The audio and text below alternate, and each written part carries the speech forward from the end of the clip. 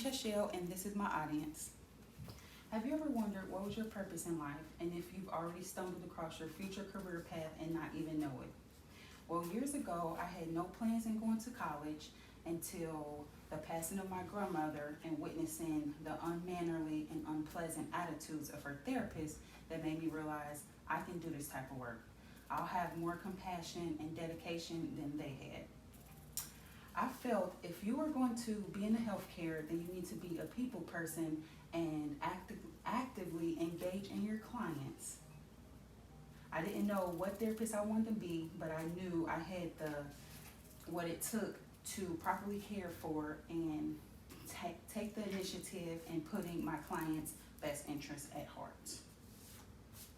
I later worked as a PCA at a hospital and a caregiver for a private company so I can get a better feel of what it was like to work in an environment and be around those who needed care. I then looked for job descriptions of the different therapists to see which one I wanted to be, and occupational therapy stood out the most and fit best with what I was looking for. I'm here to tell you what an occupational therapist is, what their job entails, the qualifications needed, and the work environment. According to aorta.org, an occupational therapist helps those of all ages, from children to elderly, with disabilities, injury, illness, and those suffering from physical and cognitive changes. They provide support and help their clients regain the skills to participate in everyday activities while using newly effective techniques. An example of this may include someone who is now paralyzed after suffering a spinal cord injury and they have to use a wheelchair. So an OT will help them maneuver the wheelchair and help with things such as getting dressed, eat, cook, drive, and so on.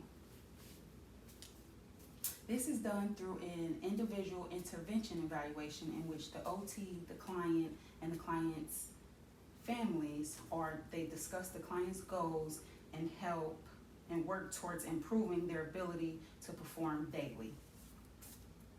To become an occupational therapist, you will need a bachelor's degree followed by a master's, and you will have to pass a national board of certification in occupational therapy. OTs are in diverse settings such as hospitals, nursing homes, rehab centers, private offices, and in some clients' homes. A daily life of an occupational therapist, Lizzie Chashelle from healthfocus.org, explains her day, which starts roughly at 8:30 in the morning, where she checks her emails and gathers her resources needed for each client of the day. She works in an office inside of a school where most of her clients are.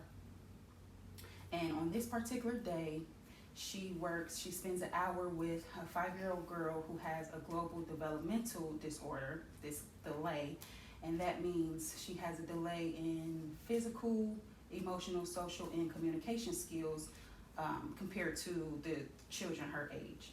So Lizzie focuses on her fine motor skills, with pre-writing skills being the number one, which is the building block that children need in order to start writing and forming letters. So they write circles, zigzags, and X's, things of that nature. The next hour is spent with a 10-year-old boy who has autism spectrum disorder, and in his case, he fails to understand that others have thoughts and feelings that are associated with actions. So they play games where they guess each other's body cues to smiling, shaking, crying, and so forth. Throughout the day, Lizzie visits more students in the school, as well as making a few home visits, with her day ending around 5:30.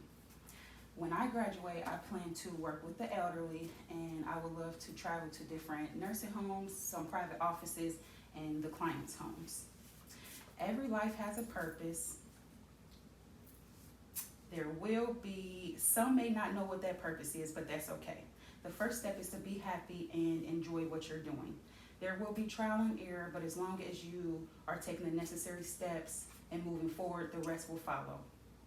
Some things will get you down a bit, but don't worry. Keep going. Don't quit. Thank you. He was nervous.